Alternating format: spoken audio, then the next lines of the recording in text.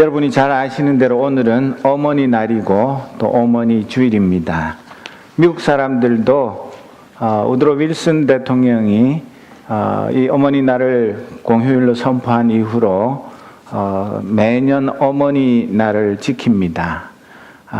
올해 한 해 동안 올해의 이 어머니 날에 미국 사람들이 쓰는 돈이 21.4 빌리언 달러라고 합니다. 계산이 잘 되십니까?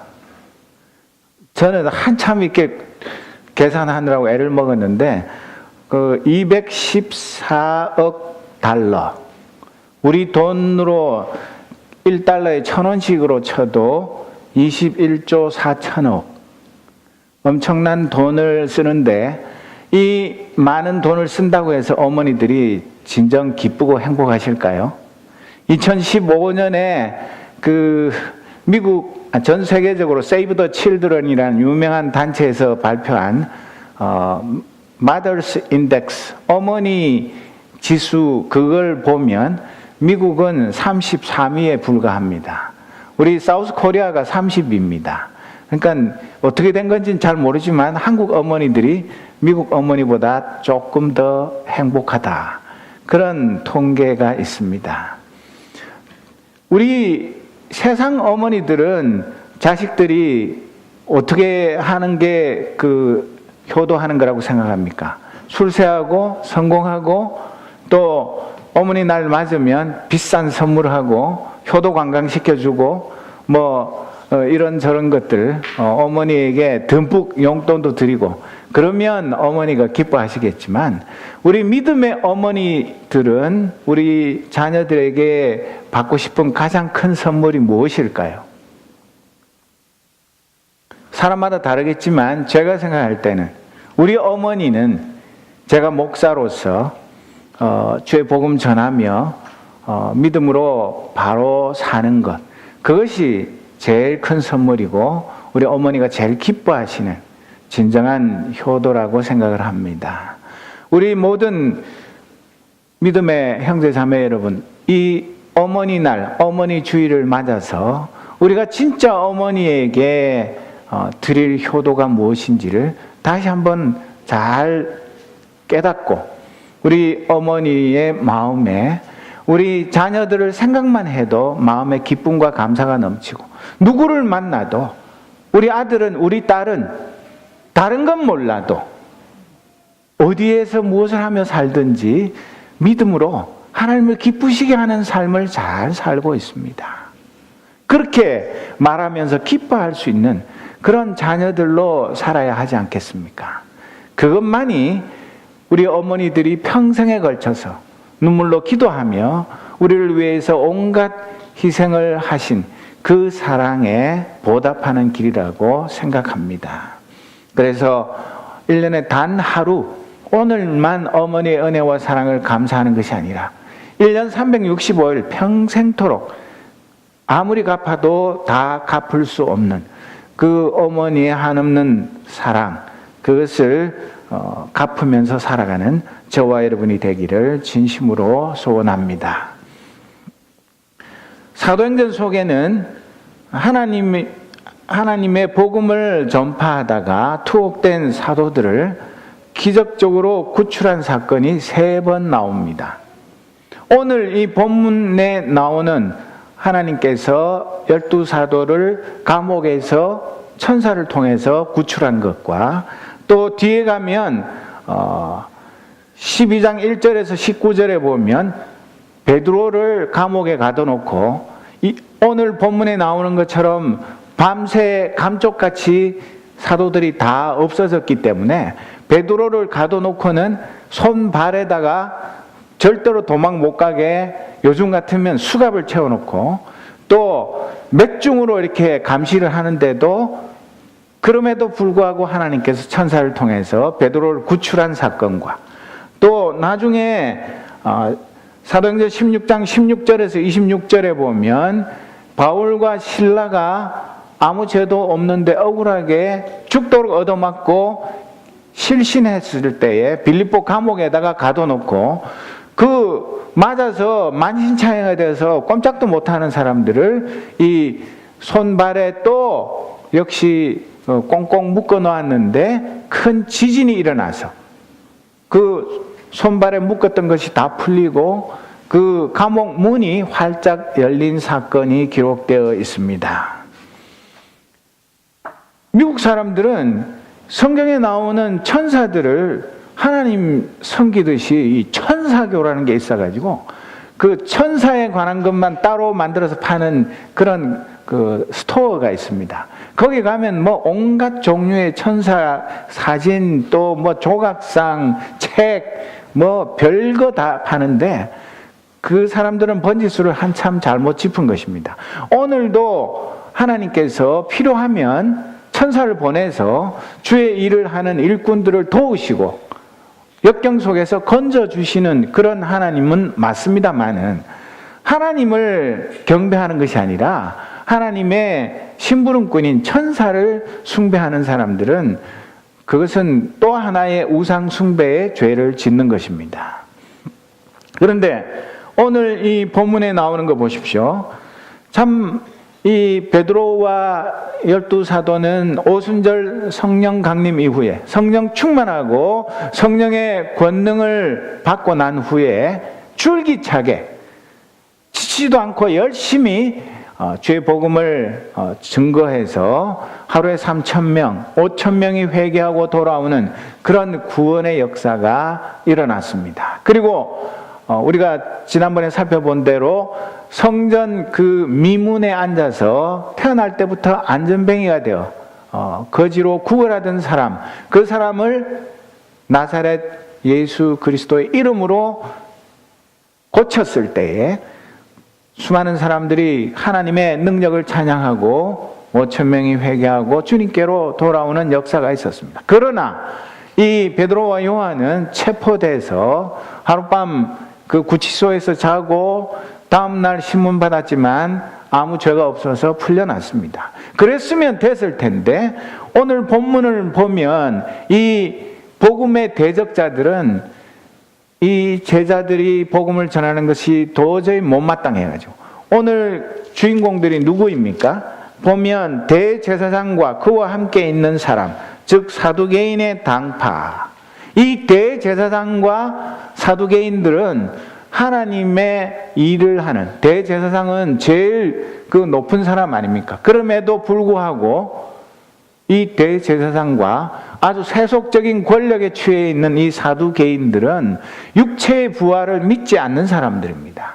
그런데 제자들은 줄기차게 예수님이 육체로 부활하셔서 승천하셔서 하나님 보좌 우편에 앉아 계시면서 성령을 보내셨다고 복음을 전파하고 수많은 사람들이 예수를 믿으니까 이건 뭐 자다가 벌떡 일어날 일입니다. 예수 믿는 사람이 늘어나면 늘어날수록 자기들의 그 믿음이 얼마나 허황되고 엉터리인가 이런 것이 드러나는 것이기 때문에 이 사람들인 사도들이 복음 전하는 것을 아주 싫어하고 미워하고 박해하는데 앞장을 서는 것입니다. 그리고 오늘 이 17절에 보면 이 대제사장과 사두개인들의 당파가 다 마음에 무엇이 가득했다고 그럽니까? 시기라는 건 보통 속 좁은 사람들이 남 잘 되는 거 보고 배 아파하는 거, 그런 게 시기 아닙니까? 그런데 이 대제사장과 사두개인들이 사도들을 왜 시기합니까? 자기들이 이스라엘 백성들로부터 칭찬과 존경을 받고 높은 인기를 누려야 하는데 사도들은 전혀 그런 생각이 없지만 자기들이 받아야 할 칭찬과 존경과 인기를 사도들이 훔쳐간 것 같은 그런 배신감 내지는 상실감 이런 것들 때문에 이 사도들에 대해서 못마땅해 하는 마음, 시기하는 마음. 왜 저놈들이 거짓말을 하고 사람들을 미혹하는데 사람들은 우리의 말을 듣고 우리를 따르지 않고 저 사기꾼들을 따라가는가, 그런 시기심이 가득해서 일어나서 그냥 가만히 자리에 앉아 있지를 못하고 액션을 취하는 것을 말하는데 어떻게 했습니까? 사도들을 잡아다가 퍼블릭 제일에 잡아 넣었습니다. 무슨 근거로요? 아무 근거 없습니다. 아무런 법적인 그런 조항도 적용할 조항도 없고, 이 사도들이 무슨 지은 죄가 있는 것도 아닌데, 아마도 뒤에 있는 것을 보면 사도들끼리만 모여서 복음을 전하기 위해서 준비하고 있거나 기도하고 있을 때, 그 주위에 많은 사람들이 없을 때에 가서 은밀하게 체포해가지고 감옥에다가 집어넣었습니다. 이때뿐만 아니라 그 뒤에도 마찬가지고, 또 이 세계 교회사를 보면 단지 예수님이 인류의 구세주이시고 그분이 인류의 죄를 구속하기 위해서 십자가에 달려서 죽으시고 사흘 만에 부활하셔서 40일 동안 제자들에게 나타나시고 승천하셔서 지금도 성령 보내셔서 많은 사람들의 마음을 변화시키고 하나님의 자녀 삼는 이런 역사를 일으키고 있습니다. 이 복음을 전하기만 해도 체포당하고 고문당하고 심지어는 순교하는 일들이 지금도 지구촌 곳곳에서 벌어지고 있습니다. 그런데 이 두 번째 사도들이 체포돼 가지고 감옥에 들어갔을 때, 처음에는 베드로와 요한만 잡혀갔지만 이번에는 명시적으로는 나오지 않지만 12사도가 몽땅 다 잡혀갔는데, 하나님이 가만히 계신 것이 아니라 밤중에 천사를 보내가지고 앞에 보초가 지키고 있는데도 불구하고 그들은 전혀 눈치채지 못하게 그 사도들 몽땅 다 풀어주셨습니다. 그래가지고 뭐라고 명령했습니까? 주의 천사를 통해서 성전에 서서 이 생명의 말씀을 다 백성에게 말해라. 그렇게 명령하셨습니다. 여러분, 이런 천사를 통해서 12사도를 하나님이 그 감옥에서 구출하셨다는 이 성경 말씀을 여러분들 믿으십니까? 뭐 그렇게 자신이 없습니까? 이 하나님의 이 구원 역사, 천사를 통해서 제자들을 구출하신 이 사건을 믿으십니까? 이거 농담이나 소설이 아닙니다. 실제로 있었던 일이고, 여러분 생각해 보십시오. 구약에는 이보다 더한 일도 있었죠. 뭐 수도 없이 많지만 다니엘과 그 세 친구들은 어떤 일을 겪었습니까? 그 풀무불을 7배나 뜨겁게 만들어 가지고 그 세 친구를 풀무불에 집어넣는 군인이 타 죽을 정도의 그 풀무불 속에서 머리카락 하나 타지 않고 하나님이 구원해 주셨고, 다니엘은 어땠습니까? 며칠 굶긴 그 배고픈 사자들이 울거리는 사자굴에 떨어졌지만 사자들이 다니엘 옷깃 하나도 스치지 않도록 하나님이 지켜 보호하셨습니다. 그런 능력의 하나님이 그 제자들을 감옥에서 천사를 시켜가지고 구출하는 것, 그거는 속된 말로 하면 식은 죽 먹기입니다.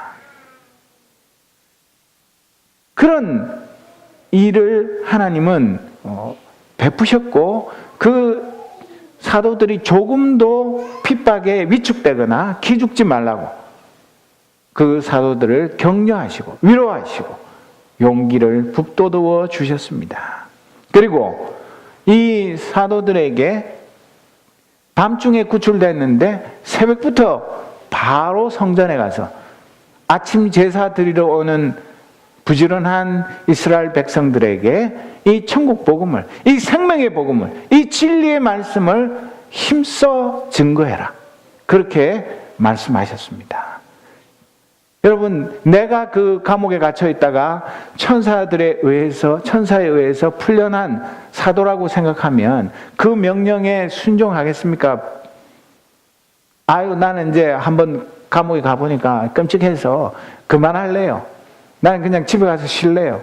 그렇게 하겠습니까? 사도들은 용기 100배 해가지고 하나님이 우리와 함께 하신다. 역시 전능하신 하나님은 우리 편이시고 우리의 왕이시고 아버지이시다.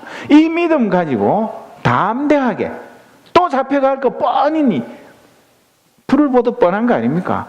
이 한번 잡아갔던 사람들이 자기들이 탈출했다고 해서 아이고 이제는 안 되겠구나 하고 풀어줄 사람들입니까? 또 잡아가겠지만 잡혀갈 때 가더라도 이 천사를 통해서 주의 복음을, 생명의 복음을 전하라 하신 이 명령에 충실하게 복음을 전했습니다. 그런데 사도들을 감옥에 가둬놓고 재판하려고 이 대제사장과 산헤드린 공의회 의원들, 그것만 가지고도 또 모자라가지고 원로회를 소집했습니다. 원로원은 무엇이냐면 이 산헤드린 공의회를 자문하는 이스라엘의 그 장로들의 모임입니다. 그 사람들까지 다 불러 모아가지고 이 복음의 불길을 조기 진화하지 않으면 큰일 나겠다, 이런 위기의식을 느낀 사람들이 그 모든 이스라엘의 종교 권력자들을 몽땅 모아놓고 사도들을 신문하려고 사람을 보내서 가보니까 보초는 그대로 다 서고 있는데 그 안에 있어야 할 사도는 한 명도 보이지 않는 이런 일들을 겪으면서 적으나 정신이 똑바로 베꼈고 양심이 있는 사람 같으면 이게 사람이 할 수 있는 일이 아니지 않습니까? 어떻게 앞에 보초가 서고 있는데 한 명도 아니고 12명의 제자들이 밤중에 감쪽같이 사라질 수가 있습니까? 이것은 하나님께서 하시지 않으면 사람이 할 수 있는 일이 아닌데도 불구하고 이 사람들은 악한 마음을 버리지 못하고 당황해가지고 어쩔 줄을 모르고 있었는데 또 한쪽에서 들려오는 소식은 무엇입니까? 어제 분명히 체포해가지고 투옥했던 그 사도들이 새벽부터 성전에서 백성들에게 똑같이 천국 복음을 전하고 있습니다. 이게 도대체 어떻게 된 일입니까? 그 이야기를 듣고 할 수 없이 다시 성전 경비대원들을 보내가지고 체포해서 끌고 오게 만들었습니다. 그러나 백성들이 그 사도들을 존경하고 그들을 따르기 때문에 강제로 끌고 오지는 못하고 정중하게 모셔오는, 그 백성들이 돌팔매질을 할까봐 두려워서 그렇게 제자들을, 사도들을 다시 산헤드린 법정으로 끌고 오는 이런 웃지 못할 일이 벌어진 것이 성경에 기록되어 있습니다. 그런데 다시 제자들을 그 법정에 세운 대제사장이 신문하는 그 말이 무엇입니까? 얼마나 기가 찹니까? 28절에 보면 우리가 그대들에게 그 이름으로 가르치지 말라고 엄중히 명령하였어. 그런데도 그대들은 그대들의 가르침을 온 예루살렘에 퍼뜨렸어. 그대들은 그 사람의 피에 대한 책임을 우리에게 씌우려고 하고 있어. 명색이 이스라엘 최고 종교 지도자인 대제사장이 겨우 그 사도들 불러놓고 물어보는 게, 신문하는 게 겨우 이 모양 이 꼴입니다. 뭐라고? 자기들이 함구령을 내렸는데 불순종하고 왜 가서 또 복음을 전했냐? 그리고 그렇게 해가지고 이 예수 부활의 거짓 교리를 온 예루살렘에 가득하게 만들었다. 그것이 여러분들의 죄목이다. 그러면서 사도들에게 그 사람의 피, 자기들이 공동으로 모의해서 죽인 예수님의 그 십자가 보혈, 그 피에 대한 책임을 대제사장과 산헤드린 공의회에 뒤집어 씌우려고 한다.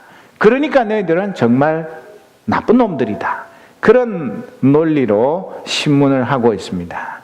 여러분, 이게 말이 되는 이야기입니까?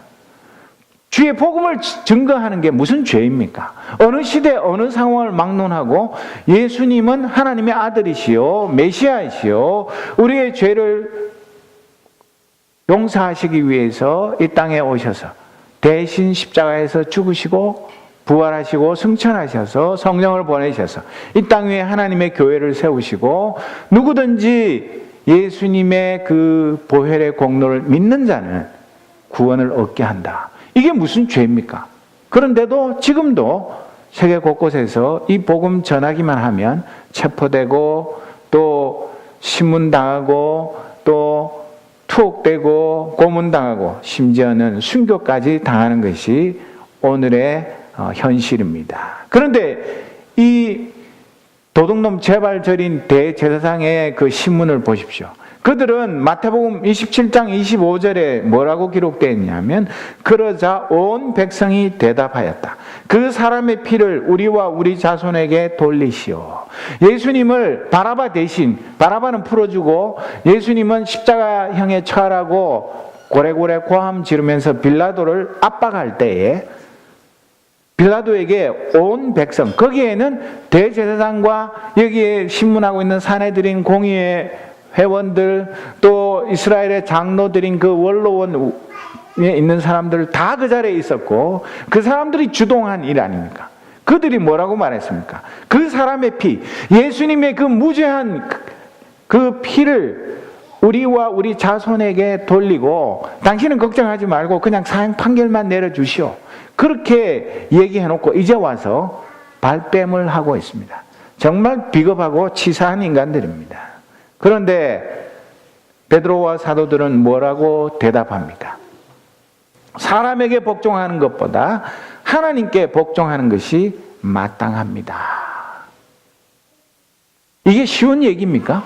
물론 이 제자들은, 베드로와 요한은 첫 번째 체포당해가지고 신문 받을 때에도 사도행전 4장 19절 20절에 보면, 그때 베드로와 요한은 대답하였다. 하나님의 말씀을 듣는 것보다 당신들의 말을 듣는 것이 하나님 보시기에 옳은 일인가를 판단해 보십시오. 우리는 보고 들은 것을 말하지 않을 수 없습니다. 그렇게 대답했는데, 두 번째 체포돼 가지고 또 신문을 당할 때는 첫 번째 대답한 것보다도 한 발 더 나간 그런 대답을 하는데, 사람에게 복종하는 것, 하나님에게 복종하는 것, 이 두 가지가 있는데 생각 좀 해보세요. 누구에게 복종하는 것이 옳은 것입니까? 사람은 누구를 말하는 것입니까? 대제사장을 비롯한 사내들인 공의회, 그 사람들이 예수의 이름 말하지도 말고 복음도 전하지 말라는 말입니다. 하나님의 그 복종하는 건 무엇입니까? 하나님은 제자들에게 온 세상 다니면서 땅끝까지 이 구원의 기쁜 소식, 예수님이 메시아라는 것을 전하는 것, 그것을 명령하셨습니다. 그러니까 당신들 우리를 잡아다 놓고 지금 신문을 하고 있는데, 당신들 말 듣는 게 옳습니까? 하나님 말씀 듣는 게 옳습니까? 당신들 좀 생각 좀 해보고 우리에게 이야기하라. 오히려 그들에게 일종의 반문을 하고 있는 것입니다. 당신들은 우리 보고 윽박지르면서 죄도 없는데 잡아다가 감옥에 가뒀다가 끄집어내가지고 우리가 없어졌는데 소동을 벌리다가 다시 잡아와서 재판을 하려고 하지만, 우리 하나님께서 지난 밤에 천사를 통해서 우리를 풀어주셨고, 우리가 하는 일이 정당하다는 것을 하나님이 증거하셨고, 우리에게 은혜를 베푸셨는데 왜 우리가 당신들 말을 들어야 하는지 우리를 한번 설득해 보라고 그렇게 이야기를 합니다. 그러면서 이들은 오직 하나님 한 분께만 복종하는 것, 그것이 옳은 것이라고 담대하게 말하고 있습니다. 그리고 두 번째로는, 이들은 당신들은 예수님 부활, 육체의 부활을 부인하고 안 믿지만, 예수님을 부활시킨 것은 우리가 그냥 지어낸 말이 아니라 하나님께서 능력으로 그 예수님을 부활시키셔서 오른손으로 하나님 보좌 우편에 앉히셨다. 하나님께서 예수님을 부활시키고 승천시키시고 지금도 영광의 자리에 앉히시며 성령을 보내셔서 그분이 진짜 하나님의 아들이시오 메시아이신 것을 증거하고 계신다. 그것을 이야기하고 있는 것입니다. 당신들은 아무 죄도 없는 예수님을 거짓 증인들을 동원해가지고 아무리 공격해도 안 되다가 할 수 없이 억지로 신성모독죄로 정치범으로 사형을 시켰지만, 그 예수님이 하나님께서 부활시키셔서 우리의 구주가 되셨다는 것, 그것을 담대하게 증언하고 있습니다. 그뿐만 아니라 세 번째로 이 제자들의 그 말의 핵심은 예수님의 승천과 성령 강림으로 모든 이스라엘 백성들의 회개와 구원을 이루시고 있다. 그것을 말하고 있습니다. 오늘이 어머니 주일이면서도 1년에 한 번씩 있는 예수 승천 주일입니다. 여러분, 가톨릭 교회에서는 예수 승천 주일을 굉장히 중요하게 여기고 그 주일을 기념합니다. 그런데 개신교회에서는 예수님 승천하신 거 별로 그렇게 중요하게 생각 안 하는 사람들이 많습니다. 그러나 제가 2014년 6월 1일 주일에 예수 승천의 능력과 선물이라는 말씀을 증거했습니다. 우리 교회 홈페이지 들어가면 있습니다. 시간 나시면 꼭 다시 한번 읽어보시고 들어보시기를 바랍니다. 그런데 이 베드로는 이미 2장 33절에 보면, 사도행전 2장 33절에 오순절 성령 충만해가지고 그 오순절을 지키러 온 세계에서 온 수많은 경건한 이스라엘 백성들 앞에서 설교하면서 하나님께서는 이 예수를 높이 올리셔서 자기의 오른쪽에 앉히셨습니다. 그는 아버지로부터 약속하신 성령을 받아서 우리에게 부어주셨습니다. 여러분은 지금 이 일을 보기도 하고 듣기도 하고 있는 것입니다. 그렇게 설교했습니다. 그런데 오늘 이 사내들인 공의회 앞에서는 예수님께서 승천하셔서 약속하신 성령을 우리에게 부어주셨다는 말은 생략하고 있습니다. 이미 말했고 다 들었고 또 믿는 사람들이 있기 때문에 굳이 이것을 다시 설명하지는 않았지만, 이 베드로를 비롯한 12사도는 자기들이 체포당해가지고 그 신문대 앞에 서서 주눅이 들고 기죽고 쩔쩔매면서 어찌할 바를 모르는 것이 아니라 오히려 주객이 전도되어서 누가 재판을 하는 것인지 알 수 없는 그런 상황에서 이 재판정을 복음 전하는 아주 중요한 기회로 활용하고 있는 것을 보여줍니다. 그러면서 당신들이 예수님을 억울하게 죄를 뒤집어 씌워서 죽였지만 하나님께서 그분을 부활시키시고 승천시키시고 성령 부어주셔서 지금 이렇게 복음이 널리 전파되고 수많은 사람들이 예수 믿고 구원 얻게 하는 것을 보고도 아직도 깨닫지 못하는가? 당신들이 진정한 이스라엘의 종교 지도자들이라면 다른 사람들보다 먼저 당신들의 그 죄를 깨닫고 회개하고 지금이라도 늦지 않았으니까 예수님을 구주로 영접하고 주님께로 돌아오라고 호소하고 있는 것을 보여줍니다. 얼마나 놀랍습니까? 정말 어느 시대 어느 상황에서나 성령 충만한 하나님의 일꾼들은 죽음을 눈앞에 두고도 조금도 두려워하지 않고 이 구원의 기쁜 소식을 전하는 것, 거기에 자신들의 전부를 바쳤습니다. 그런 것에 비하면 우리는 너무나 평안하고 너무나 좋은 상황에서 살아가고 있지 않습니까?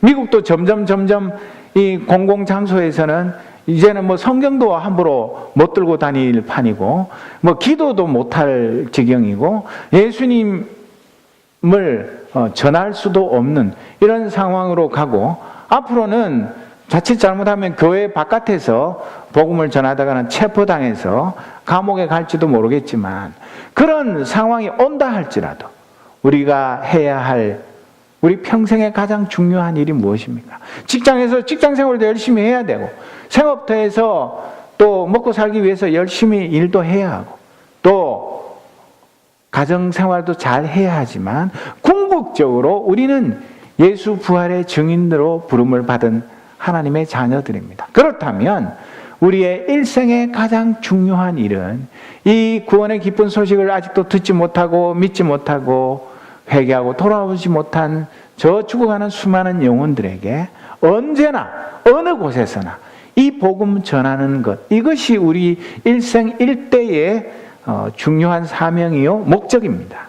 그래서 이 제자들처럼, 이 사도들처럼, 심지어는 적대적인 환경에서 체포당하고 또 억울하게 재판을 받는 그런 상황 속에서도 우리가 해야 할 일은 이 예수님의 구원의 역사, 하나님의 이 구원의 기쁜 소식, 이것을 담대하게 증거하는 것, 이것이 우리가 해야 할 일입니다. 정말 그렇게만 하면 요한계시록 2장 10절에 나오는 말씀, 우리가 잘 아는 말씀, 다 같이 한번 읽어볼까요?